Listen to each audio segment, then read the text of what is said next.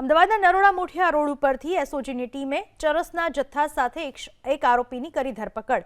મોડી રાત્રે એસઓજીની ટીમે 4.68 લાખની કિંમતના 1.9 કિલો ચરસના જથ્થા સાથે અજય ઉર્ફે બાદશાહ બઘેલ નામના આરોપીને ઝડપી પાડ્યો। એનડીપીએસ એક્ટ હેઠળ ગુનો નોંધી આરોપીની પૂછપરછ કરતા થયા મોટા ખુલાસાઓ। ચરસની હેરાફેરીમાં ઈ ડિવિઝન ટ્રાફિક પોલીસ સ્ટેશનમાં ફરજ બજાવતા પોલીસ કોન્સ્ટેબલ શૈલેષસિંહની સંડોવણી ખુલી। એસઓજીની તપાસમાં પોલીસ કોન્સ્ટેબલ શૈલેષસિંહ પાસેથી પણ ચરસનો જથ્થો મળી આવતા તેની ધરપકડ કરવામાં આવી છે।